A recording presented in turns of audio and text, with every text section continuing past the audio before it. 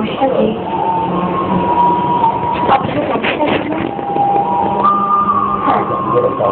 একসময় সে চোর ছিল। আমি তাকে বাণিজ্যের গল্প শুরু করলাম, রামায়ণ করতে দিয়েছিলাম। সে হয়তো বাণিজ্যের পারেনি, কিন্তু আমি তাকে রামচন্দ্র বললাম। আজ আমাকে আকাশের তারা করে দিয়ে সেটাকে একটা অন্য দিচ্ছে।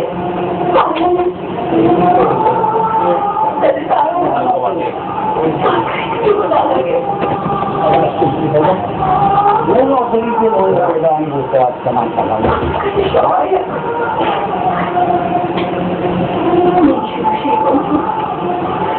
আমি তো বুঝতে পারলাম না দিবে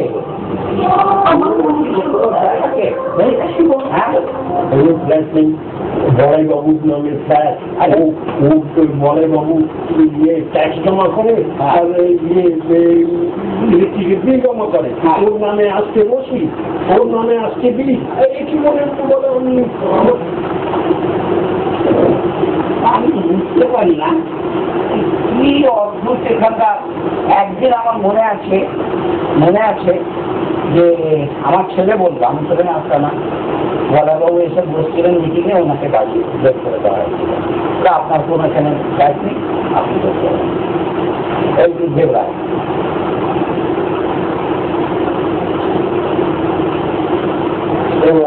হঠাৎ কি হয়ে গেল, হঠাৎ কি ওকে গিয়ে ওই টুকুটু মিলে পড়েছে ওই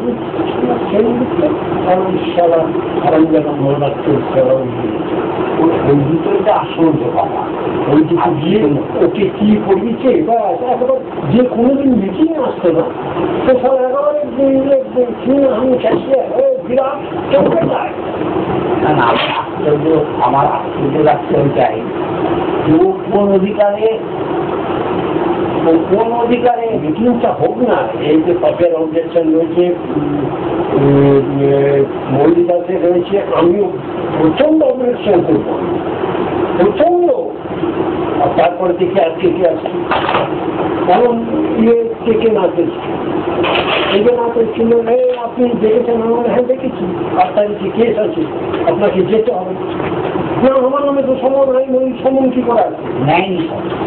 প্রথমে তো না সমন আসবে কি এখানে ওনার ফ্ল্যাট না, যে দুটো ফ্ল্যাট একটা ছেলে একটা বই, ওনার এখানে অ্যাড্রেস নেই, সমন আসছে ঘুরে যাচ্ছে, 3 বার হয়েছে। সেক্রেটারি উনি ছিলেন কিনা? প্রেসিডেন্ট। হ্যাঁ, প্রেসিডেন্ট ছিলেন কিনা? হ্যাঁ, তো প্রেসিডেন্টকে বেরিয়েছে। না, আমি তো বাইরে থাকি, আমার নিজের আলাদা ফ্ল্যাট, আমি গিয়ে ম্যাজিস্ট্রেটকে বলবো। তাই বলেছি যে আমি বাইরে থাকি। এটা তো বললে হবে না, সেক্রেটারি উনি ছিলেন, প্রেসিডেন্ট ছিলেন।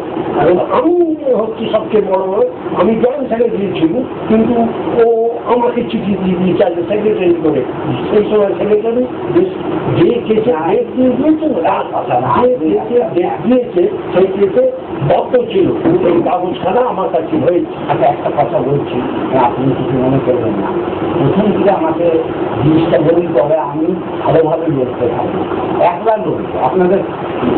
আপনারা খাবেন বলুন। প্রথম 9 তারিখে যে মিটিংটা হলো 9 অক্টোবর, তার আগে কি হলো যে 2006 যাতে মিটিংয়ের বিশেষ কেউ দেখা বললো, যেভাবে বললো কিনা ওইভাবে বললো, কে ওকে ইনস্টিগেট করলো যে ওই কথা বলার জন্য, আপনি জানেন কি?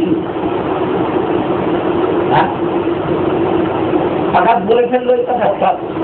তো আপনি আপনারা কেউ তো প্রতিবাদ করলো না, কেন করেন? কেউ করেনি। যখন হাই হল্লো, আপনি হয়েছে তখন হাই হল্লো হয়েছে। আমি তো সেদিন যদি বাড়িতে এসে বলে দিতাম না, তো অনেক কিছু হতে পারত। আমি সেদিন চুপ করে গেলাম, কারণ যখন লোহা গরম থাকে তখন ওটা ওঠে।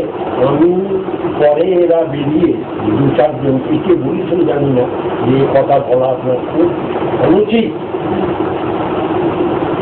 হয়েছে।